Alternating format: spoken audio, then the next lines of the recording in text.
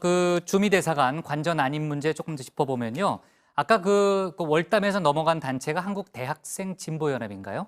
맞죠? 그렇습니다. 줄여서 이제 대진연이 되는데 저희도 몇 번 소개했던 단체죠? 예, 뭐 가장 최근에 이제 지난 7월에 윤소아 정의당 원내대표에게 비둘기였나요? 예, 비둘기 사체를 넣었던 그 소포 그리고 또 뭐 흉기 보낸 그 사건. 또 지난 4월에는 나경원 자유한국당 원내대표 의원회관 사무실을 기습 점거해서 농성을 벌였던 일로 뭐 논란이 된 단체죠. 하지만 무엇보다 지난해 김정은 북한 국무위원장 서울 방문을 환영한다면서 기자회견을 열었던 그 백두칭송위원회도 역시 이 단체 소속이기도 합니다.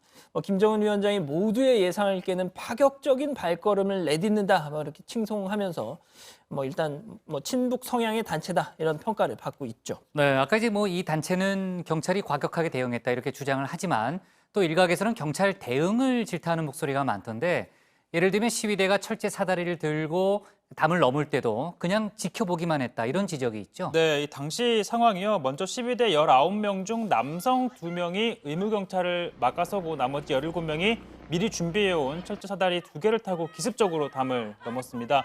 이 19명 중 여성이 11명 그리고 남성이 8명이었는데요. 경찰은 미 대사관의 허락을 받은 뒤에 이 관저로 진입해 현장에 있던 시위대 중 남성 6명을 모두 체포를 했지만 이 여성 11명은 체포하지 않고 여성 경찰 병력이 올 때까지 기다렸다고 합니다. 괜히 남성 경찰관들이 체포를 시도했다가 신체 접촉에 따라 자칫 시비가 벌어질 수 있다는 이유에서였다고 합니다. 네, 경찰 입장도 이해가 안 되는 건 아니네요. 하지만 조금 이제 위급한 상황에서는 융통성 있는 그런 대응이 필요하지 않겠느냐. 라는 그런 지적도 있더라고요. 네, 일단 경찰은요. 시위 진압 시 성별 신체 접촉에 따른 시비는 경찰에게 가장 민감한 문제라면서 불가피했다 이런 입장입니다. 생명이 위급할 정도로 급박한 상황이 아니었기 때문에 또 다른 문제를 일으킬 여지를 남기지 않기 위해서 그랬다라는 겁니다.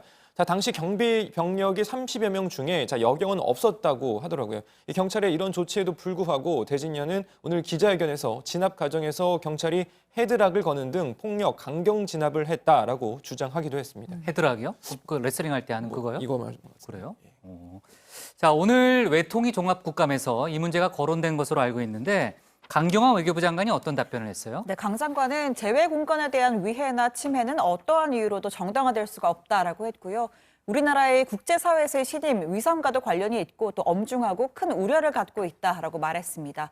강 장관은 해리 해리스 대사와 주미 대사관 측에서 항의나 혹은 추가적인 요청이 있었는지 물었는데 이에 대해서는 관련해서 항의는 없었고 신속하게 대응해 준 것에 대한 사의 표명이 있었다라고 밝혔습니다.